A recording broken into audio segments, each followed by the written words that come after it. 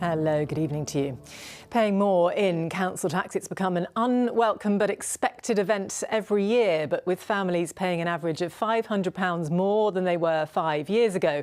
There are now calls for a national conversation about how the system works. Local authorities are currently laying out their plans for increases this coming year.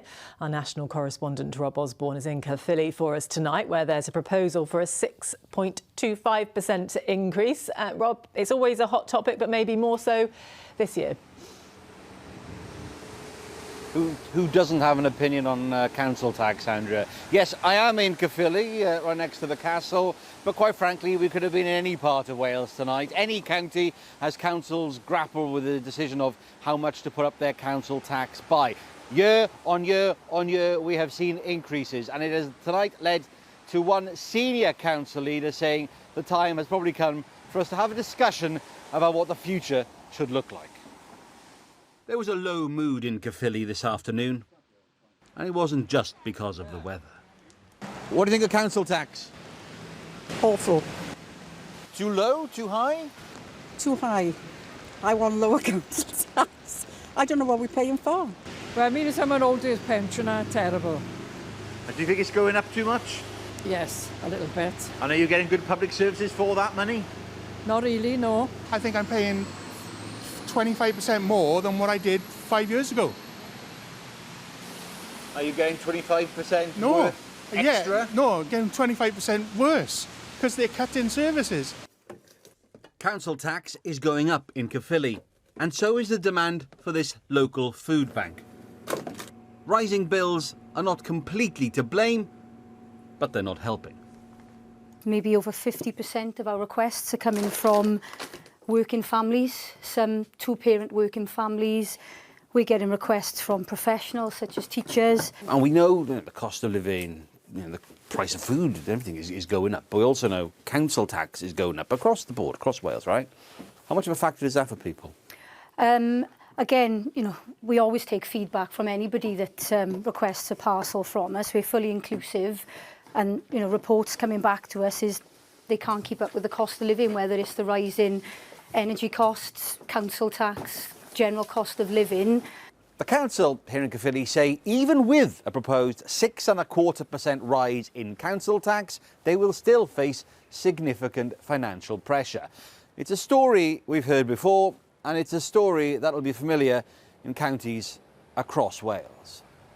The only way has been up for council tax across Wales. The average Band D property paying over £1,600 back in 2020. Fast forward to now, and you're looking at over £2,000, an increase of over £500. Wales's most senior councillor says the time has come to have a rethink.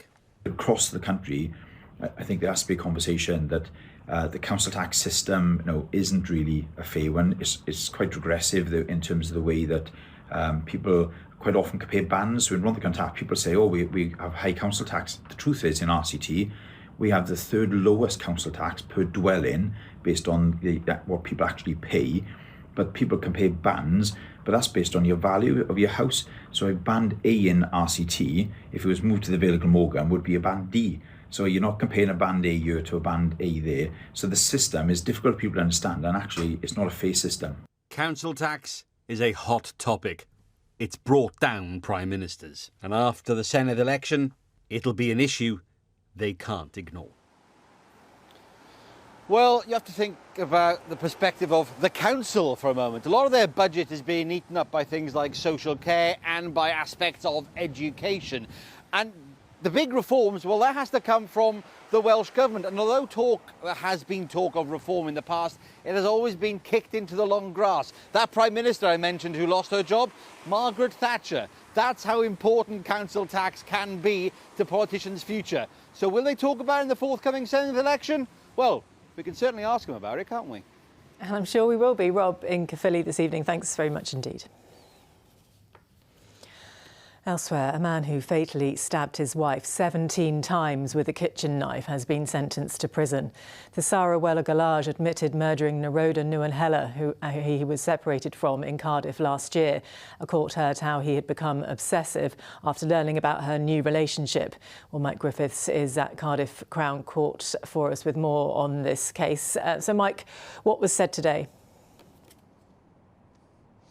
Well, Andrew, this is the story of an exceptionally brutal murder that occurred in August last year. Now, Naroda Nuanhela was 32 years old. Originally from Sri Lanka, she came here to Cardiff in 2022 to make a new life in the hope of a better career and furthering the education of her husband. He was the man who would become her murderer. His name, Thisara Welagalaj. Now, the court heard that within a short while of them arriving here, people who knew the couple became concerned about his treatment of her. She, at the job she had at a care home in the Canton area of Cardiff, had confided to friends that he had been physically abusive to her, something he himself admitted on occasion.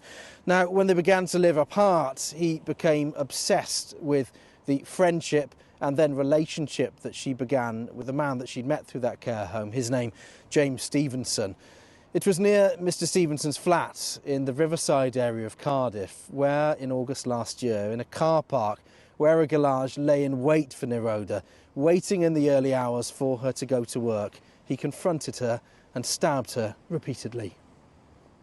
Naroda was beloved by her family and friends, and her life was ended by her jealous and cowardly former partner.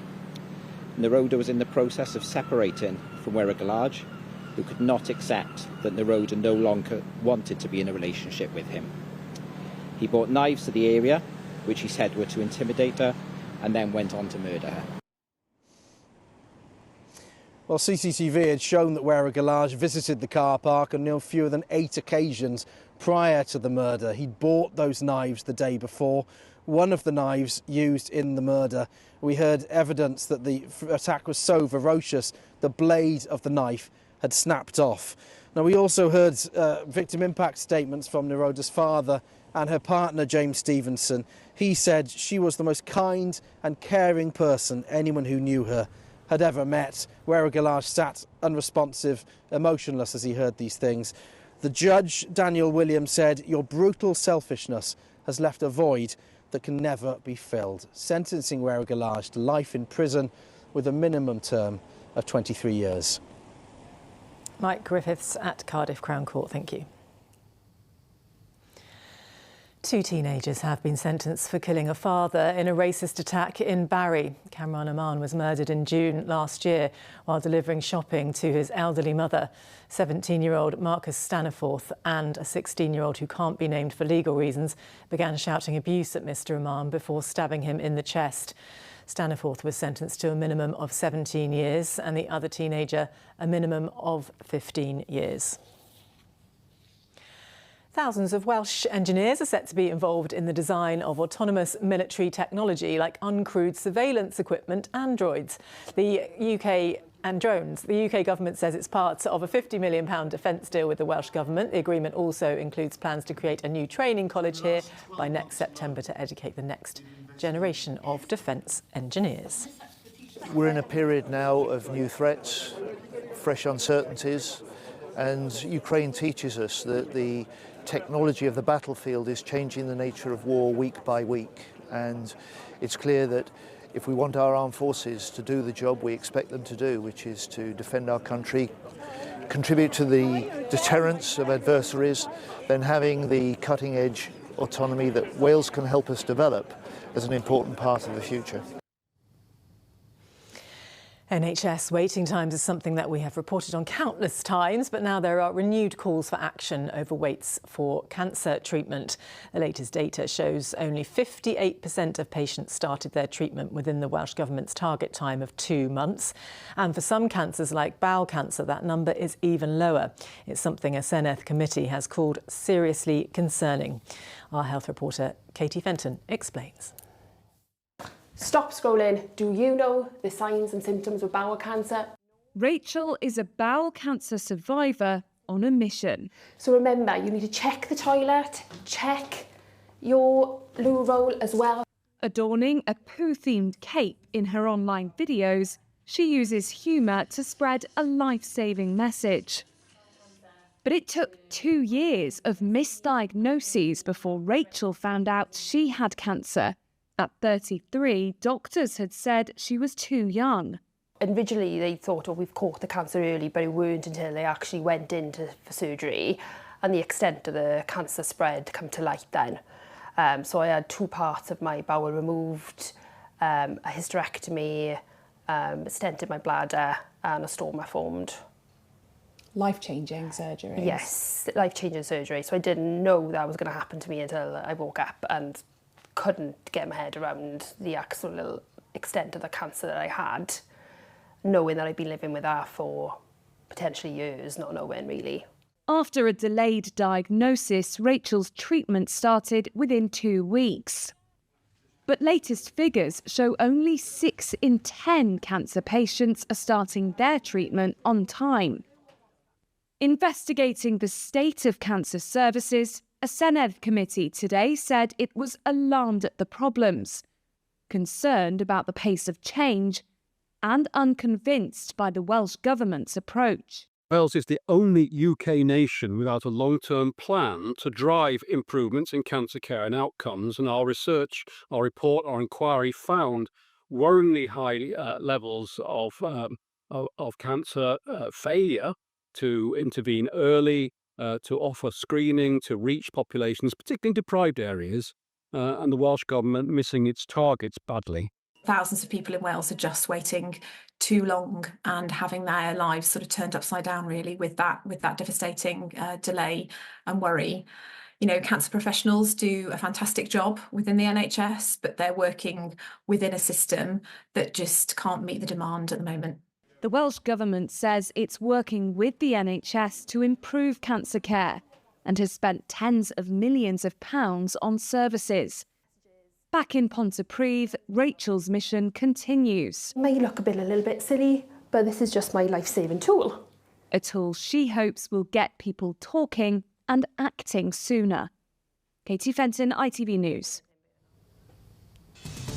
Well, Ruth is here. Dare I ask, what have you got for us this evening? Probably best not to ask, actually. Rain and a bit more rain, no surprises there. Just as well, the roof is going to be closed over the Principality Stadium tomorrow, Matt. Are we in with a sporting chance, do you think? Well, Ruth, the rehearsals are well underway here at the Principality Stadium. Will there be a break in the clouds for Welsh rugby? I'll have all the latest from the camp.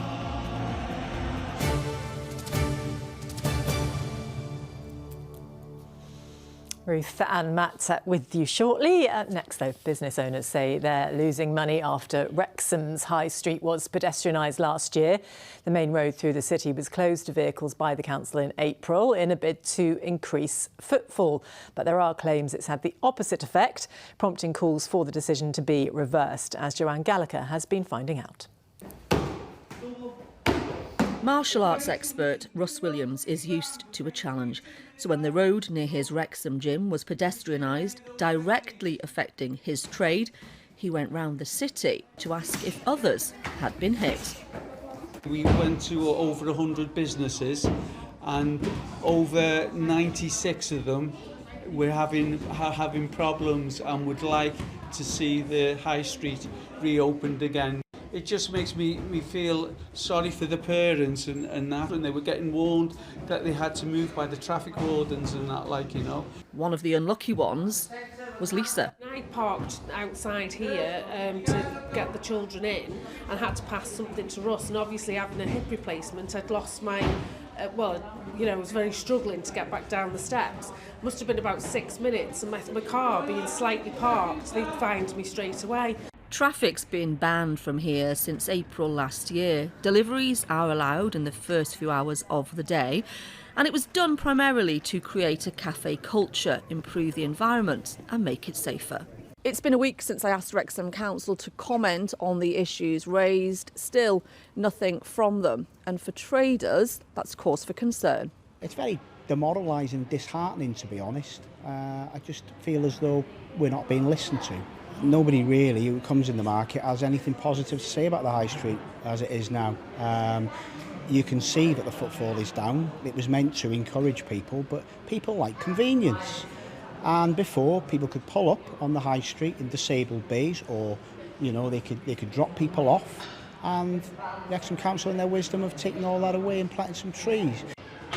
Hayley runs 2 businesses in the city. She wants the area to thrive, but says there needs to be change. We opened in the market when it opened in November 24, and then April 25 the bollards came into place, which immediately we noticed an impact, just people not coming in, and we still get lots of comments about the pedestrianisation. Back inside his gym, Russ Williams says he'll plough on for the city's traders as they fight to get answers from Wrexham Council. Joanne Gallagher, ITV News. To sport now, and Welsh athlete Adele Nichol has just completed her first run in the 2-woman bobsleigh event at the Winter Olympics, competing. And in rugby, Wales set their sights on Scotland in their next Six Nations match tomorrow. Tandy's side are still on an infamous tournament losing streak and facing a Scottish team coming off the back of an impressive victory over England. It's all happening at home, though, at the Principality Stadium, where our sports reporter Matt Southcombe joins us now. So, how will the Wales camp be feeling tonight then, Matt? Yes, good evening, Andrea. Welcome to the Principality Stadium. Just a warning, there may be some flashing images behind me as the final rehearsals take place for the half-time entertainment tomorrow. But to the rugby then, and Wales have been pointing out recently that they've been playing against a lot of the best sides in the world at the moment. Now, Scotland are capable of great things, but they are just 2 places above Wales in the world rankings. Now, playing at home used to be a source of comfort for Wales, but those home comforts are not quite what they used to be. It's been 1,470 days since Wales last won a Six Nations game in Cardiff. The Principality Stadium used to be a fortress, and Dewi Lake is hoping that it can return to its former glory this weekend. Because when this place comes alive, it creates one of the best atmospheres in world rugby. Yeah, it rocks, isn't it? It's unbelievable. I think it is the heartbeat of the nation when it's like that. Like I've said, it's our job to get people rocking, to get people enjoying the game, to put smiles on faces.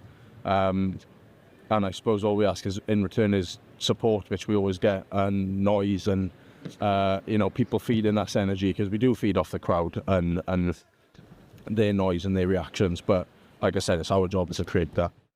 Among those most likely to give supporters something to shout about is Lewis Rees-Zammit. But so far, his efforts have not been able to reverse Wales's fortunes. I mean, we're trying our hardest. I think it will come. It's just about timing, and we're trying everything we can behind the scenes to make this work.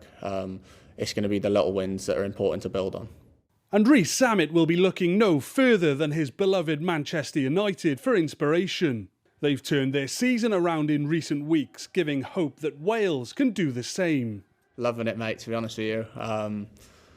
Carrick's come in and somehow the players have decided to play proper football again. So, and you just got to build on your strengths, like build on all the positives that go in the game and try and continue to do that and put on better performances the week after.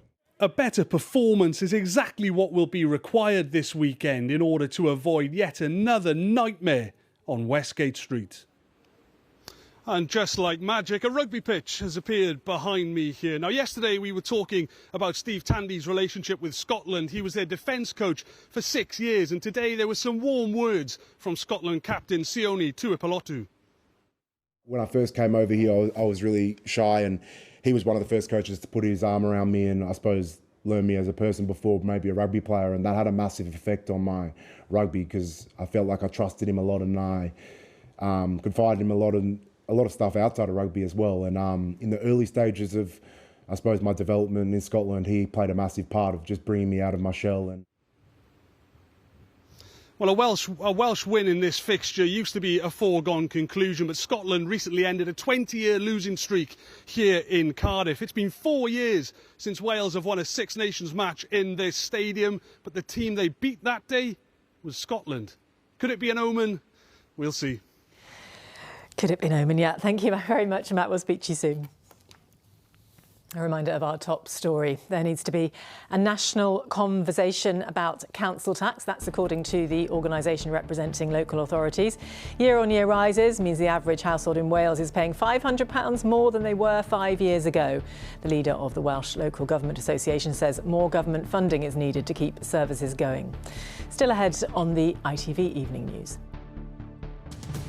Coming up, police return to Windsor to search the previous home of the former Prince Andrew, who was released from police custody last night after hours of questioning. A man who raised money to open a rescue centre for dogs is sentenced for mass animal cruelty.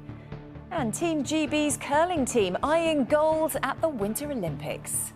Join me for those stories and more at 6:30. Charlotte with you shortly with those headlines, but before that, when the future of a much-loved pantomime in the Swansea Valley seemed all but lost, a group of local councillors said, "Oh no, it isn't," and stepped in to save it. The 3 Clydach councillors are using money from their own pockets, and 2 are even starring in the production themselves to make sure the show does go on. Dean Thomas Welch has been to see them in action. From the ballot box to the big stage, these councillors have swapped political leaflets for script lines. I'm the lion, and it's warm in this costume. Imagine. Yeah, it's boiling, in fact. But no, we are acting in it as well. But you know, it's quite hard. It's quite hard, but we enjoy doing it. 3 ward councillors from Clydach have stepped in to save their local pantomime performance, not just financially, but by taking a starring role. We've got absolutely no problem making a fool of ourselves, to be honest. It's great. We're front and centre, so we're putting our money where our mouth is. We've got a community budget as county councillors. The ticket sales don't cover the full cost of the pantomime, and that's where we've come together as community councillors, the 3 of us, to say we will meet the difference, the shortfall. And if I end up getting other people out of you lot, I'll block your 4Gs and your 5Gs. For 10 years, this village panto wowed audiences. However, a lack of funding saw the performances shelved. But this year, it's back better than ever, with tickets for the local adaptation of The Wizard of Oz given free of charge to local youth groups and nursing homes. It's really important to get out and to mix with people. And people can be, stuck at home and they don't speak to anybody or they don't see anybody. And just live theatre, it just gives you those endorphins because you're involved as an audience member and you're surrounded by other people enjoying themselves. The curtain raises tonight, with further performances on Saturday and Sunday, with tickets still available for those who want to see their local councillor as a scarecrow. I remember one year looking at there's a couple of young children, and when Pinocchio walked on stage, the look of joy in their faces, and they didn't know this isn't Broadway. They didn't know this isn't Hollywood. They just really, really enjoyed themselves, and that makes you feel, when you get reaction to something you've helped create, it makes it all worthwhile. Hundreds of locals are now off to see The Wizard, proving that when bringing a community together through performance, there's no place like home. Dean Thomas Welch, ITV News in Clydach. Well, if I can continue the panto theme, is the rain behind us? I tell you what, though, I certainly feel a bit like the Wicked Witch of the weather world at the moment, with a slightly less green face, hopefully, because the weather's just, Shall we just leave it there, shall we? The weather's just been frankly awful, isn't it? And do you know what? There's more frankly awful weather to come. So here's how the weekend is shaping up now. If you are making plans for tomorrow, if you're heading to the Principality Stadium, of course, you should be fine because the roof will be closed. But elsewhere, it's looking frankly miserable with strong winds, heavy rain. You can even see some hail thrown in for good measure too. Now then, there is a glimmer of hope that for Sunday, once all of that yucky stuff has cleared, we might actually see something slightly calmer and quieter. Now, don't get too excited. It's all relative. It's just slightly, I should probably phrase it as slightly less windy, less rainy, and there may be just the odd glimmer of blue sky and sunshine. But the good thing is, I'm sure you'll have noticed today, actually, it's felt perhaps less cold rather than mild, less cold than it has done recently. And if you're heading to the coast, be careful of those high spring tides we were talking about yesterday. Here are the details on all of that. Outbreaks of ancient sites will gradually settle into an evening of pizza plates al fresco. TUI sponsors ITV Cymru Wales weather. It's actually not too bad out there at the moment. It's still breezy with a few showers across northern areas. But speaking of showers, there are more to come as we head into the overnight stretch. Some heavy downpours, particularly across the north. Now, the good news is that these will rattle through quite quickly thanks to that keen breeze, with an awful lot of low cloud, misty, murky conditions tucking in behind. So we end the night on a relatively mild note. We're looking at values of around 8 or 9 degrees. That's where daytime values, in fact, that's milder than recent daytime values. So just gives you an idea in the change of our weather. But it might feel quite mild, but it's not going to be pleasant by any means as we wake to Saturday morning. Really grey skies, murky conditions as well. Make the most of the dry start because, as I've been mentioning, it won't last for too long and there is more rain waiting out there that will work its way from west to east during the course of the day. So if you are making plans, if you are heading out and about, it might be worth taking some wet weather gear with you. It's not going to be pleasant at all. As we head through Saturday evening and into Saturday night, that band of rain will clear eastwards. Dry for a time, but there's another frontal system that'll bring more wet weather. That, though, will clear by the time we wake to Sunday. And I've been saying Sunday at the moment is shaping up to be something slightly calmer, possibly drier and brighter. Always a chance of a few showers, but lots of blue sky as well, which will be more than welcome, I'm sure you'll agree. The winds brisk, but perhaps not quite as strong as they have been recently. Still, just be careful around coastal areas. We could see gusts of 15-20 miles an hour, and coupled with high spring tides, could see some quite busy weather here. But the temperatures are continuing to remain on the mild side, 11 or 12, with that mild theme lasting well into next week too. TUI sponsors ITV Cymru Wales weather.